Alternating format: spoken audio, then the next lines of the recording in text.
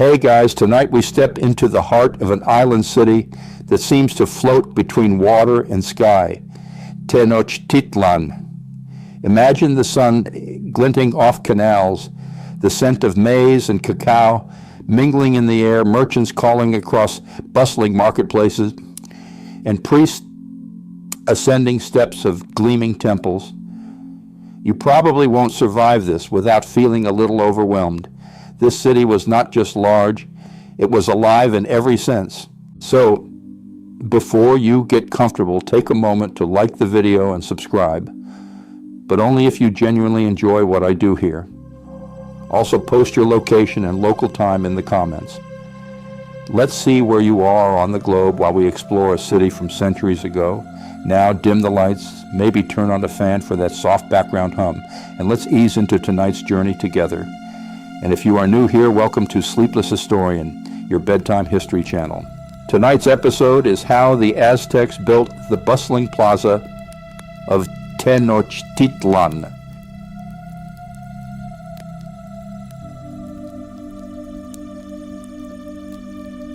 You trudge through the first impression of the city, a mosaic of stone, wood, and water, where every street and canal pulses with purpose.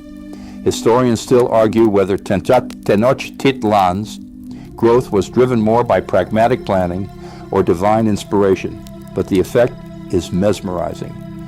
Quirky tidbit, some records suggest children played atop low walls while merchants haggled nearby, turning daily life into a constant ballet of human activity. You notice that the city is structured yet organic, a fusion of myth, engineering, and social rhythm. As you wander closer to the central plaza, you sense that Tenochtitlan is not merely a settlement, it's an ecosystem. Vendors link canals, canoes, transport goods, and temples cast long shadows over citizens. The combination of commerce, ritual, and governance creates a continuous hum, a living heartbeat. Even the air seems choreographed, carrying scents, sounds, and temperature in perfect alignment with human activity. You realize that stepping into Tenochtitlan is stepping into a living organism, and every detail, the layout, the water, the plaza, has been carefully curated to sustain it. You trudge through the wetlands of Lake Texcoco, guided by a vision both practical and divine. The Aztecs chose this island not randomly, but because an eagle perched on a cactus signaled their fated home. Historians still argue whether this myth truly directed settlement or was a symbolic story imposed later to legitimize their city. Quirky tidbit, some chroniclers claim early settlers floated in canoes carrying sacred idols, consulting priests before each step, blending pragmatism with ceremony in ways that feel almost cinematic. The island itself was a challenge, a marshy expanse prone to flooding, demanding innovative solutions for construction. You imagine the first foundations, reed mats, wooden stakes, and layers of mud forming the basis of what would become a metropolis. Engineers and laborers worked with astonishing coordination, turning inhospitable terrain into stable ground. You notice that even today, modern archaeologists marvel at the ingenuity required to build a city atop a lake. Water management shaped the settlement. Canals weren't just for transport, they acted as drainage, defense, and resource distribution. You see settlers marking boundaries, digging channels, and balancing the natural ebb and flow of the lake. Historians debate whether their knowledge was primarily empirical or informed by religious cosmology, but either way, the results are undeniably sophisticated. As you navigate the rising cityscape, the symbolic and the functional intertwine. Temples and dwellings perched atop artificial mounds, connected by causeways that link to the mainland. The myth of the eagle, the practical engineering, and the relentless human effort converge, creating a sense of inevitability. This city was destined to thrive, floating between water, sky, and the ambition of its builders. You trudge closer to the heart of construction, where the ingenuity of the Aztecs truly emerges. The Chinampas, or floating gardens stretching like green fingers into the lake. These artificial islands stabilize the city's foundations while producing abundant crops, maize, beans, squash, feeding a population that would eventually number in the hundreds of thousands. Historians still argue whether chinampas were purely agricultural innovations or also served defensive and social purposes. Quirky tidbit. Some accounts describe gardeners using sticks with bells to scare birds or sprinkling powdered chili to deter pests. Ancient pest control with a flair for drama. You can picture the small boats gliding between plots, baskets of crops balanced on shoulders, while children play at the water's edge. The entire system feels almost choreographed, a blend of efficiency and artistry. Constructing these islands required layering mud, reeds, and vegetation atop rafts or shallow waters, transforming the lake into a living, productive landscape. You notice how each chinampa connects via canals, not only allowing transport, but also creating microclimates for crops. The ingenuity lies in both engineering and ecological awareness, designing land that floats yet sustains life. Laborers coordinated their efforts meticulously, moving mud from the lakebed to build up fertile soil, planting in precise patterns. Historians debate whether these methods were shared across Mesoamerica or unique to the Aztec capital, but the results are unmistakably transformative. The chinampas become more than agriculture. They're the backbone of the city, supporting markets, rituals, and daily sustenance. By the time you look back from a small boat gliding through canals, you realize the city itself seems to rise organically from the water, each chinampa a vital organ, and each canal a vein, knitting together survival, society, and ingenuity. You trudge along the first stone causeways, linking the island city to the mainland, marveling at the combination of utility and spectacle. These elevated pathways allowed commerce, military movement, and ceremonial processions to flow seamlessly into the heart of Tenochtitlan. Historians still argue whether their primary purpose was practical transport or the projection of political power through controlled access. Quirky tidbit. Some causeways featured drawbridges, which could be lifted to isolate the city in times of attack, creating both literal and symbolic barriers.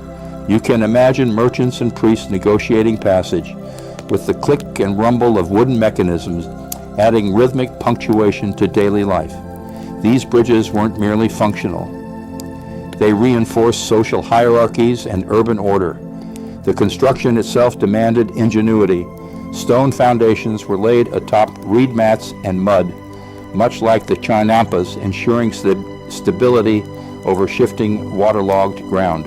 Workers coordinated hauling massive stones, mixing mortar, and aligning causeways with precision that seems almost modern in its engineering sensibility. You notice that these pathways each frame sightlines, directing ahead attention toward temples, markets, and the central plaza, subtly guiding experience as much as movement. Even decoration played a role. Carved stone reliefs, painted motifs, and ceremonial markers lined the causeways, signaling sacred and civic boundaries. Historians debate how much aesthetics influence functionality versus symbolism, but the effect is unmistakable. Traveling these causeways feels like walking through a living manifesto of Aztec society. By the time you reach the island, the causeways reveal themselves as more than roads. They're arteries of culture, commerce, and ceremony, a physical expression of connection between land, water, and the ambition of Tenochtitlan's builders.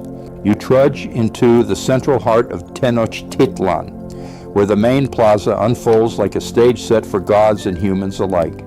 This open space isn't random. It's meticulously aligned with temples, administrative buildings, and market zones, creating a hub of ritual, commerce, and social interaction. Historians still argue whether astronomical alignment guided the plaza's design more than civic planning, but the precision is unmistakable. Quirky tidbit. Some chroniclers describe temporary shrines and colorful banners set up daily turning the plaza into a living kaleidoscope of ritual and spectacle. You can picture citizens moving among altars, priests performing offerings, and merchants shouting their wares, all in choreographed chaos that somehow never tips into disorder. The plaza feels like both a civic stage and a sacred theater.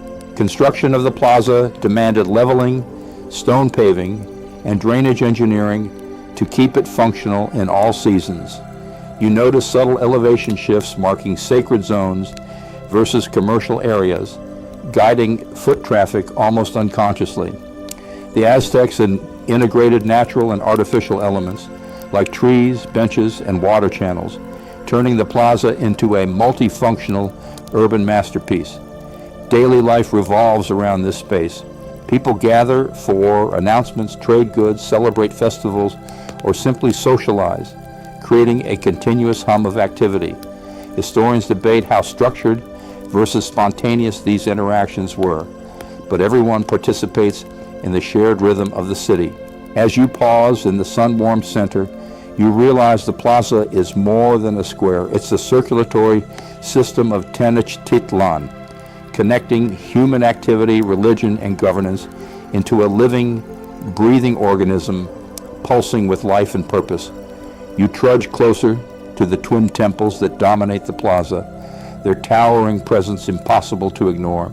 The Temple of Mayor, dedicated to Huitzilopochtli and Tlaloc, rises above the throng, commanding attention with a combination of sacred authority and architectural brilliance. Historians still argue whether their scale was intended more for spiritual awe or for asserting political dominance over the populace. Quirky tidbit: chroniclers note that priests sometimes stage small reenactments of myths atop the temple platforms, blending ritual, theater, and a touch of pageantry. You can almost hear the rhythmic drum beats, see the colorful plumes, and feel the scent of incense drifting across the plaza, weaving a sensory tapestry that leaves visitors both impressed and slightly intimidated. Constructing these temples was a feat of engineering. Stone blocks were quarried from distant hills, hauled across canals and causeways, and carefully fitted to create massive stepped pyramids. You notice the precise alignment with celestial events, hinting at a complex understanding of astronomy integrated into architecture. Historians debate whether these alignments were intentional markers of solar and lunar cycles or symbolic gestures to align humans with the cosmos, but the effect is undeniably striking.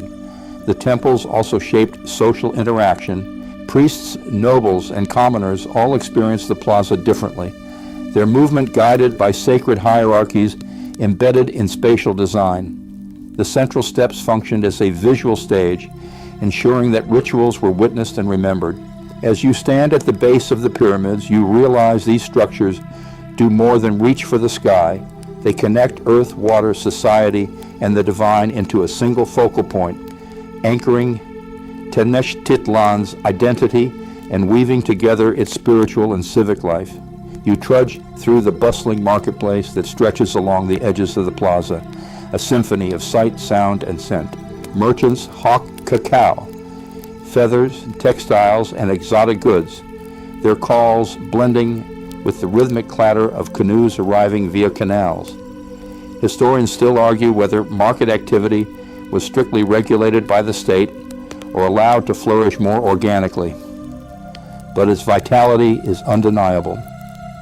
Quirky tidbit: some vendors reportedly kept small monkeys or parrots to attract attention, creating a miniature spectacle that was both marketing and entertainment.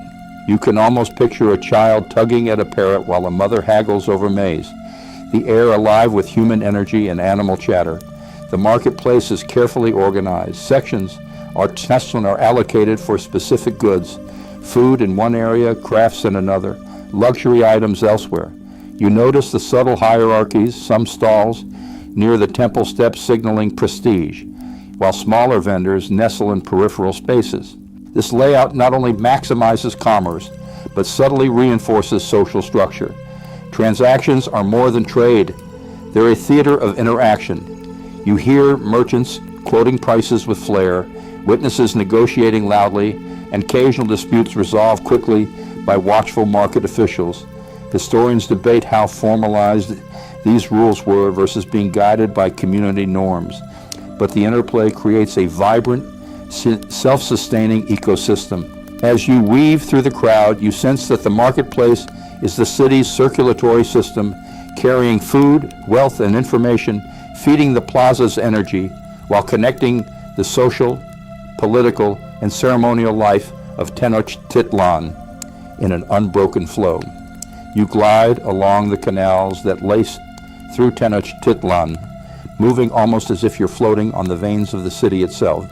Canoes loaded with maize, textiles, obsidian, and ritual items slide past, their paddlers calling to one another in a melodic rhythm. Historians still argue whether these waterways were primarily practical trade routes or carefully choreographed extensions of ceremonial life, but either way, they are mesmerizing in their complexity. Quirky tidbit. Some travelers noted that certain canals were lined with flowering plants or painted poles, giving an almost festive atmosphere, like a parade for everyday commerce. You can feel the breeze off the water, catch the scent of damp reeds and fish, and watch children balance on narrow banks, daring the occasional dip, a mix of life, play, and work that seems chaotic yet harmonious. The canals are engineering marvels.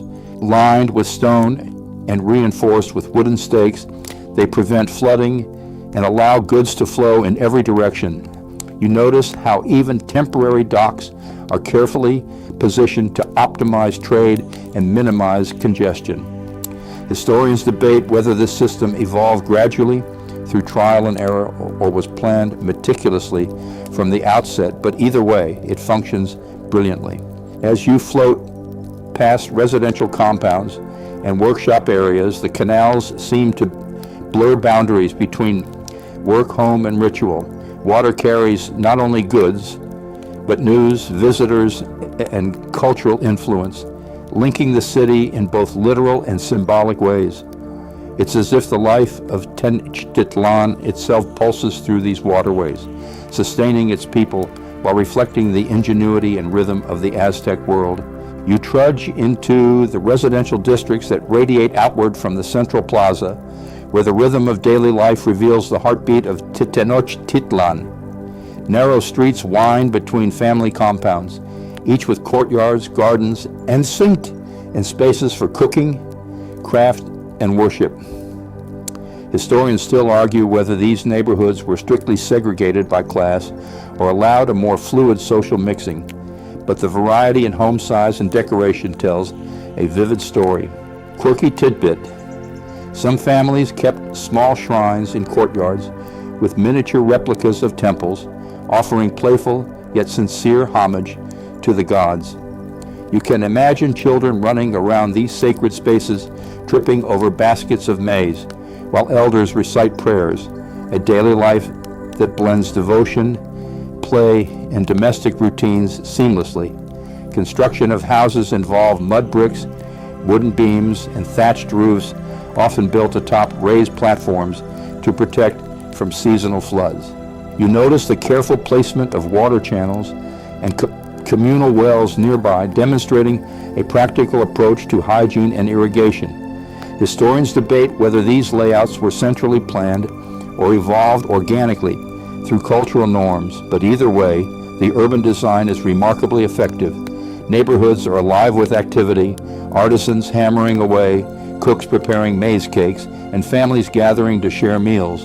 The plazas and canals nearby feed into these districts, maintaining social and economic connections. You start to see how public and private spaces interact. The grand ceremonies at the central plaza ripple into the daily lives of ordinary citizens. As you pause on a small bridge overlooking a canal, you realize that each compound, street, and courtyard is a thread in the city's complex tapestry, weaving together survival, community, and culture into a living, breathing organism that is Tenochtitlan.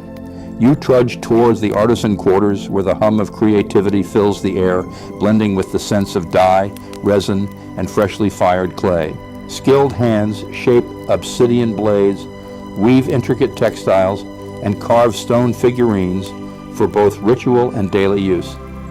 Historians still argue whether artisans were tightly controlled by the state or operated with considerable independence, but their output is undeniably central to city life.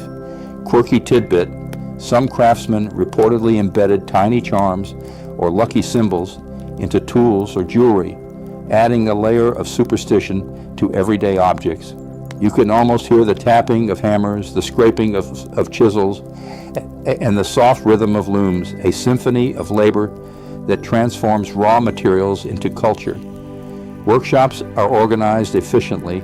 Spaces are divided according to craft: pottery near clay sources, obsidian near cutting areas, dyes near water, and canals often run directly alongside them for transporting goods.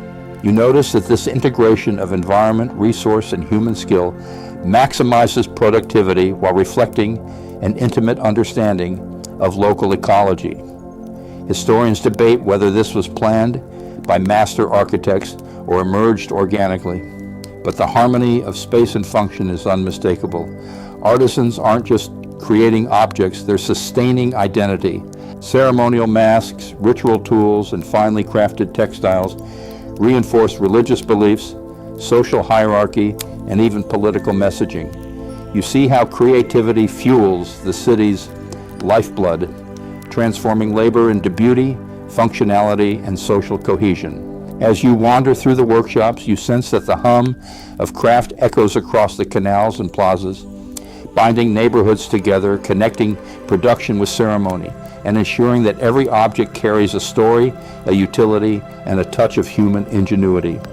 You trudge toward the ceremonial heart, where festivals and rituals punctuate daily life with dramatic flair. The rhythm of drums, the scent of copal incense, and the vibrant costumes of dancers converge, creating a sensory tapestry that immerses every participant. Historians still argue whether these events primarily reinforced religious devotion or served as instruments of social control. But the spectacle is undeniably captivating. Quirky tidbit: some accounts describe performers wearing elaborate headdresses with live birds, which added color, motion, and occasional chaos to the ceremonies. You can almost hear the startled squawks mixing with chants and the thump of dancers' sandals on stone, a cacophony that is both thrilling and deeply symbolic.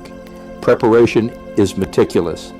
Priests and attendants coordinate offerings, decorations, and processions, ensuring that every detail aligns with cosmic and social expectations. You notice that rituals often integrate elements from surrounding neighborhoods. Children, artisans, and merchants all play a part, bridging the ceremonial and the everyday. Historians debate whether this integration was formalized or spontaneous, but it amplifies communal participation. The plaza becomes both stage and audience, with Templo Mayor towering above, emphasizing the connection between divine and civic life. You observe how ceremonies reinforce hierarchy, yet invite collective engagement, weaving individual experience into the larger tapestry of Tenochtitlán. As you stand at the edge of the plaza, the city seems to pulse in rhythm with ritual: water, trade, labor, and devotion all synchronized. The festivals aren't merely performances, they're the lifeblood of cultural cohesion, ensuring that every resident feels linked to the gods, the rulers, and the enduring spirit of their city. You trudge past residential compounds toward the educational spaces tucked along the canals, where young nobles and commoners alike learn the skills and values necessary to sustain Tenochtitlan. Schools, or kalmakaks, for the elite and telpochgali for the commoners, teach reading, religious rites, warfare, and craft. Historians still argue whether education was primarily ideological, to mold obedient citizens, or genuinely practical, equipping students with essential skills, but its influence shapes the city profoundly. Quirky tidbit: some chronicles mention students using small clay figurines to dramatize myths or moral lessons, essentially the first interactive storytelling tools. You can almost picture groups of children enacting tales of gods and heroes along the canal banks, their voices echoing against the water, a mixture of play, learning, and devotion. The architecture of these schools emphasizes function and symbolism. Classrooms face central courtyards for assemblies, and elevated platforms showcase teachers or priests demonstrating rituals. You notice the careful integration of outdoor and indoor spaces, allowing lessons to flow seamlessly into practical, hands-on experience. Historians debate whether these designs were standardized across the city or adapted to each neighborhood, but the impact is clear. Knowledge flows as fluidly as water through the canals. Daily life in these schools reinforces social structures. Boys trained in combat skills learn alongside reading and ritual, while girls may be instructed in household management, weaving, and religious duties. The city's rhythms, trade, ceremony, labor intertwine with education, ensuring that learning is both a social glue and a practical tool. As you watch students move between lessons, games, and ritual practice, you realize that education in Tenochtitlan isn't confined to classrooms. It permeates streets, canals, and plazas, shaping citizens who will carry forward the city's traditions, knowledge, and ingenuity. You trudge toward the outskirts of the city, where craft workshops merge with bustling agricultural zones, revealing the interdependence of urban and rural life. Farmers, artisans, and traders all contribute to a tightly woven ecosystem, sustaining the plaza, temples, and canals. Historians still argue whether Tenochtitlan's planners intended this integration from the start, or if it evolved organically over decades. But the synergy is undeniable. Quirky tidbit: some farmers reportedly train small dogs to herd ducks or guard maize fields, practical yet endearingly quirky companions in daily labor. You can almost hear the quacks mingling with the low hum of conversation and the occasional clang of an artisan's hammer, a soundscape of productivity that is almost musical. The construction and maintenance of chinampas and field terraces require coordination, expertise, and careful timing. You notice workers reinforcing soil banks, rotating crops, and transporting water via canals, a delicate choreography ensuring both yield and ecological balance. Historians debate whether these techniques spread through formal instruction or hands-on apprenticeship, but either way, they demonstrate the city's deep understanding of natural systems. Life at the outskirts is vibrant yet disciplined. Seasonal festivals mark planting and harvest, blending work with ceremony. You see how markets, ritual spaces, and residential compounds connect seamlessly, ensuring that labor, culture, and religion reinforce one another. As you walk along a narrow canal path, it becomes clear that Tenochtitlan thrives because of this intricate interconnection.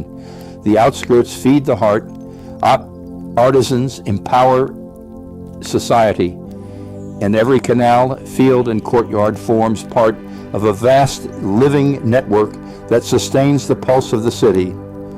You trudge into the evening light as Tenochtitlan begins its transition from the bustling energy of day to the reflective calm of night. Fires flicker in the central plaza, illuminating altars, markets, and homes, casting long shadows that dance across stone and water alike.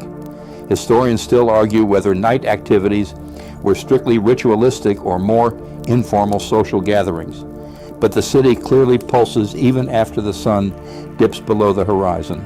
Quirky tidbit: some residents reportedly hung small clay lamps shaped like animals or gods in their homes and along walkways, creating playful flickers that transformed everyday spaces into glowing miniatures of sacred landscapes. You can almost feel the warmth of these tiny lights, hear the soft lapping of canal water, and catch faint scents of roasted maize and incense mingling in the cooling air. Evening rituals and communal activities demonstrate the city's meticulous orchestration of time and space. priests perform final offerings, while families gather on terraces to share stories, meals, or music. You notice that the canals reflect the lights from buildings and boats, turning movement into a shimmering, almost magical spectacle. Historians debate whether these nightly displays were primarily intended for religious awe or civic morale, but their aesthetic impact is undeniable. The interplay of light, sound, and human activity creates a subtle rhythm guiding social behavior. Even casual observers are drawn into the spectacle, reinforcing communal bonds and reminding everyone of their place in the city's intricate web. As you pause on a bridge overlooking the central plaza, it becomes clear that night doesn't diminish Tenochtitlán's vibrancy. It transforms it, emphasizing reflection, ritual, and subtle displays of social and spiritual cohesion.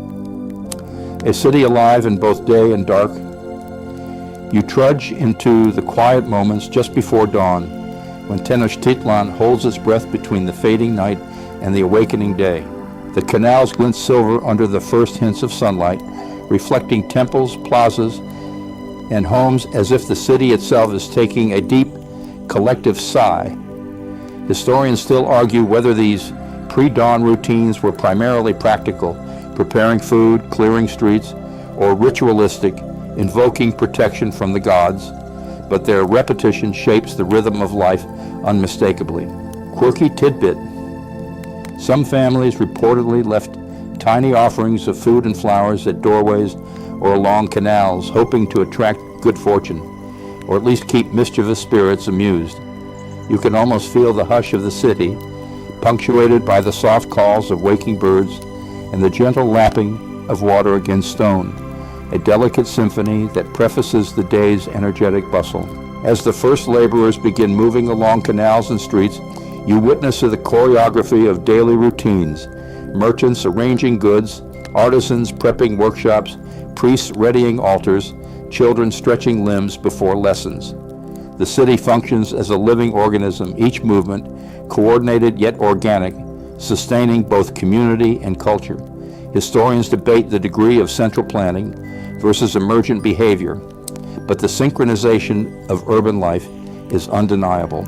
In this liminal moment, Tenochtitlán embodies a blend of ingenuity, devotion, and social cohesion. Every plaza, temple, canal, and courtyard pulses with life, revealing how deeply human effort, religious ritual, and environmental mastery are intertwined. You sense that this city is not merely inhabited, it's orchestrated, lived, and remembered in every heartbeat, step, and ripple.